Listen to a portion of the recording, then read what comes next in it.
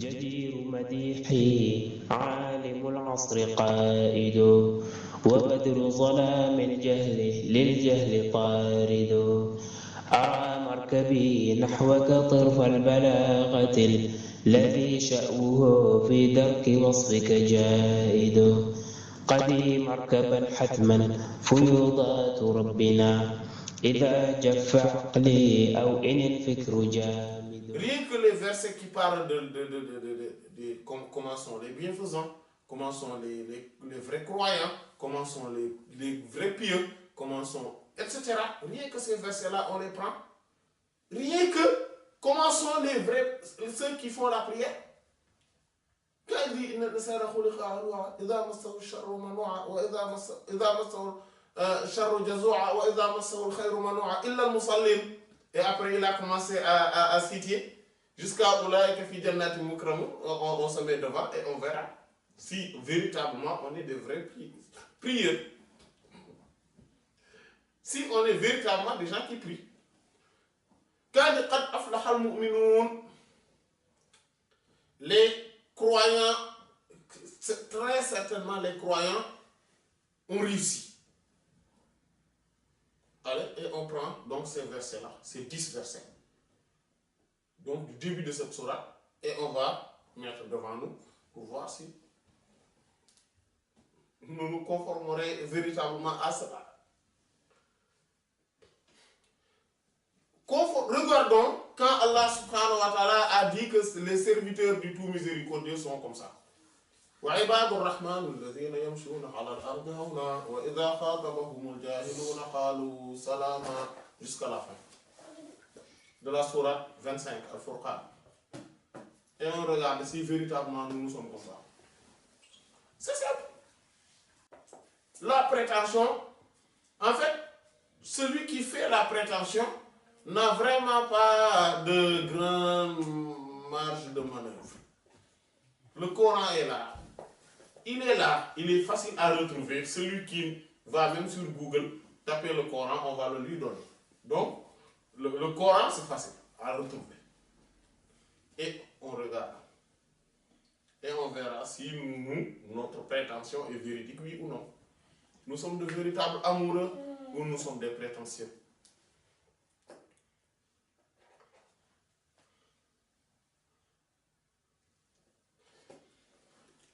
On prend la sunna et on regarde ce que le professeur a enseigné. Sur quoi et en quoi nous sommes conformes au modèle prophétique. Et on regarde.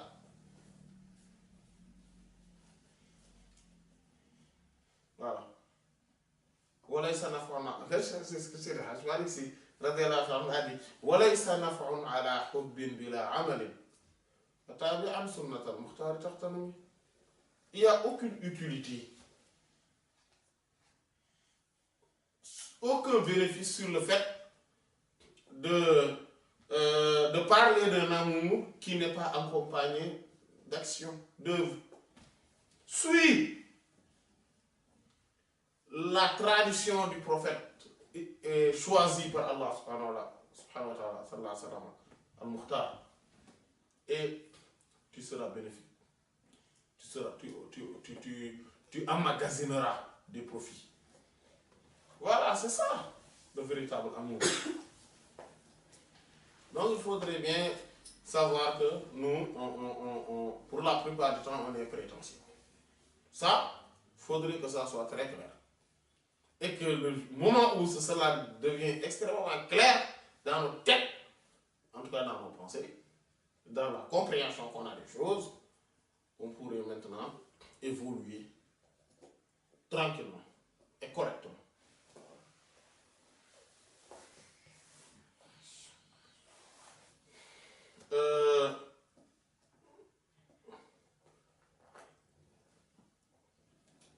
L'amour contient plusieurs volets.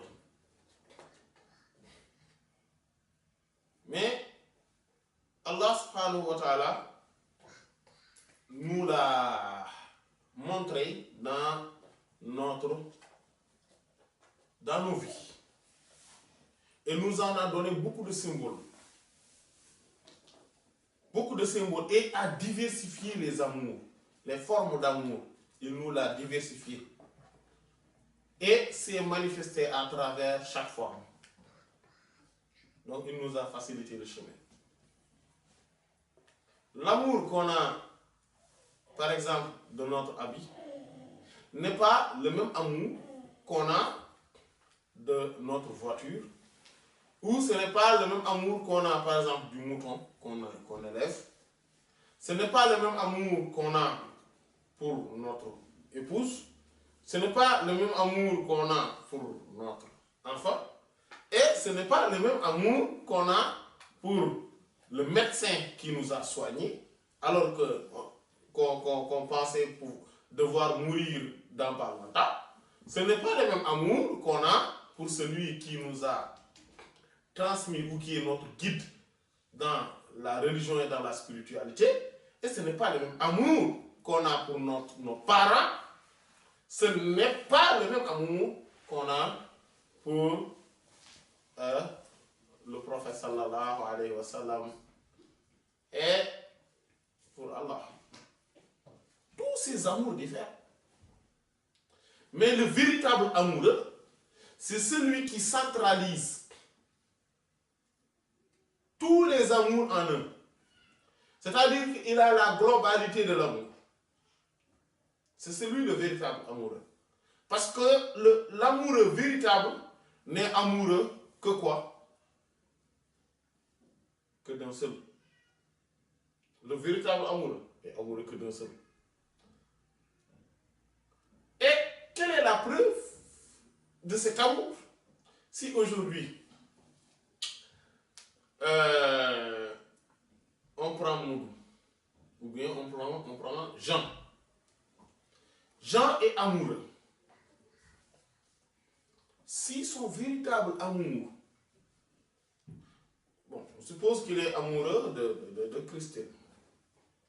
Jean est amoureux de Christine. Et son amour est sincère. Et est véritable. On va voir que tous les projets de Jean deviennent désormais centrés autour de Christine. Tous les projets. Tout ce que Jean fait le jour où il va savoir que Christine n'aime pas cela, c'est le jour même qu'il va s'en débarrasser. Si son amour est véritable et inconditionnel. Subhanallah, c'est pour ça Allah est compatissant, et doux, compatissant, subtil, latif. Il a créé l'amour entre nous afin que cela soit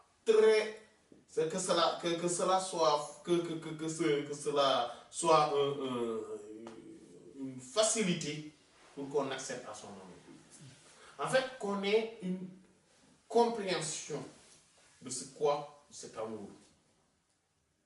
C'est pour cela que le fou amoureux avait dit Wala tad'uni illa bi abdiha fa innahu ashraf asma'i. Ne m'appelle plus que son esclave. En fait, l'esclave de cette femme-là. C'est comme si c'était Jean, notre personnage, qui était l'auteur donc de ce poème. Il dit que maintenant, si vous m'appelez, appelez-moi l'esclave de Christine. Parce que ça, c'est le meilleur de mes noms. Le meilleur des noms qu'on puisse me donner, c'est qu'on m'appelle l'esclave de Christine.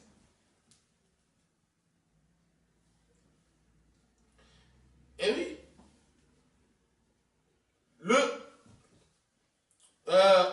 comme nous l'avions vu, si Jean, par exemple, on suppose qu'il était paresseux ou se sentit fatigué, le moment où Christine va l'appeler pour lui dire que j'ai besoin de l'aide, je suis à tel magasin, etc., toute cette fatigue sera oubliée. De suite, il va se lever et partir pour l'aider.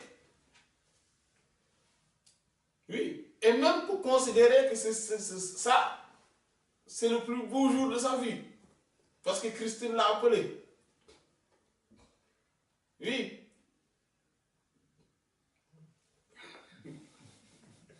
C'est vrai, non? Si Jean supposons que Jean ne se faisait pas beau. Adam, voilà, il ne faisait pas attention de son accoutrement, de son, voilà. Sachant que Christine est là, il va être celui qui va prendre le plus soin maintenant de soi. Demandez à Adam. Comme hey, pendant le moment, il était dans une recherche. Ouais. Mais nous tous, on remarquait que maintenant, la façon dont il s'habille n'est plus pareil qu'auparavant. Il a changé radicalement. Oui. Et Jean ne va plus dormir toute la nuit, non. Il va dormir un moment, il va se réveiller, il redort, il se réveille encore. Parce qu'il va penser, à un moment donné, à son amoureuse, à son bien-aimé. C'est logique. Dormir 12 heures de temps d'affilée, maintenant, ce n'est plus logique. Et si Christine l'appelle au téléphone, aussitôt il prend. Quelle que soit l'heure. Etc.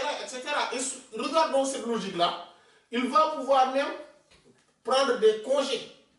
Et pour lui-même, il peut même démissionner de son travail, de son lieu de travail. Pourquoi? Parce que tout simplement, il y a Christine qui lui a demandé de l'accompagner dans tel ou tel pays. Il va faire tous les sacrifices possibles. Et contre vents et marées, il va suivre Christine contre tout le monde. Rien que pour l'appréciation, il n'y a rien, juste l'appréciation de Christine. Parce que Christine va être contente, c'est fini. Il n'y a que ça. C'est ça le véritable amour. C'est ça le véritable amour. On ne peut pas prétendre l'amour d'Allah subhanahu wa ta'ala et de son prophète sallallahu alayhi wa sallam sans que tout notre amour soit concentré et globalisé en lui. Quand on est véritablement amoureux du prophète sallallahu alayhi wa sallam ou d'Allah subhanahu wa ta'ala, toute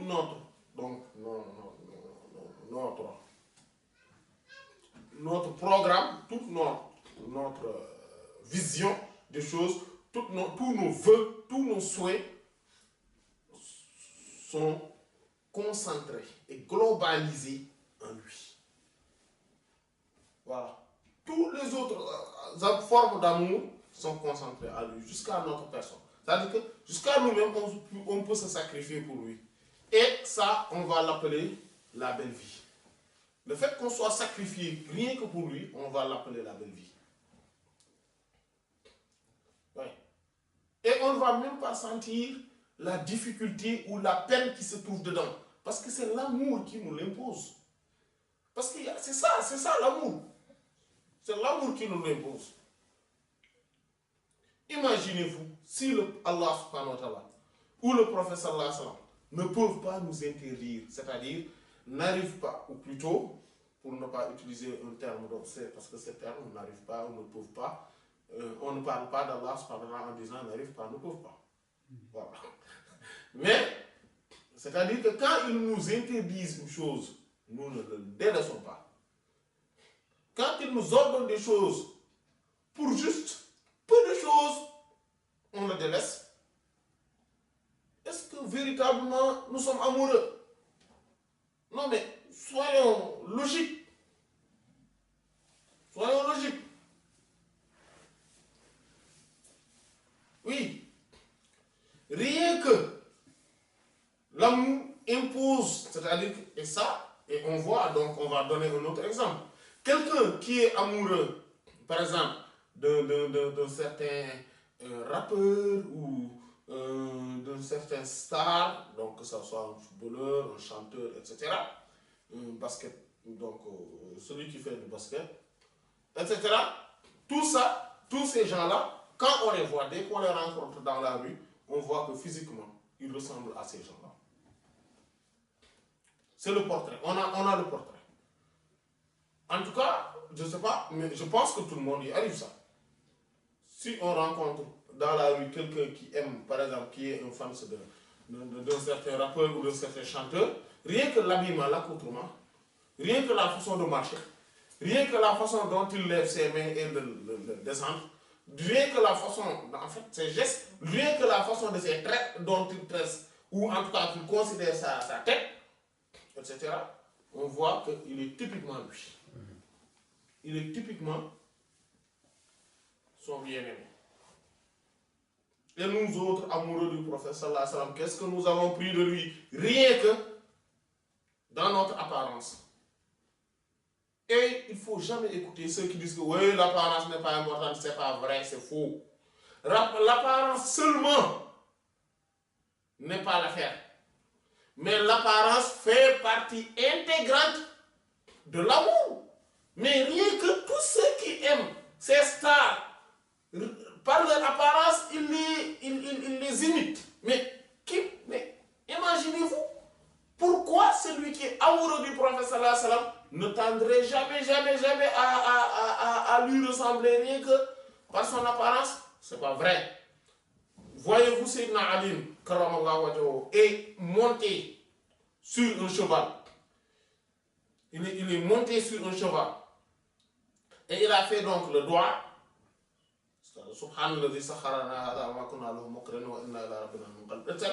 Et il a souri, il était radieux. Pourquoi? Il dit que parce que j'ai vu le prophète sallallahu alayhi wa sallam monter de la même manière que j'ai fait aujourd'hui. J'ai réussi à monter de la même manière que j'avais vu le prophète sallallahu alayhi wa sallam monter sur un cheval. Et j'ai réussi ce qu'il a réussi. Vu cette conformité qu'Allah subhanahu wa ta'ala m'a fait, donc, je suis content. Eh bien oui. Et nous, c'est parce qu'en fait, nous, on a un autre problème. C'est qu'on n'a pas vu assez de gens qui se conforment aussi, rien que dans l'apparence. Je ne parle même pas de l'intérieur. Je ne parle même pas des pratiques. Mais rien que dans leur apparence, qui essaient de s'identifier au prophète sallallahu alayhi wa sallam. C'est ça notre problème.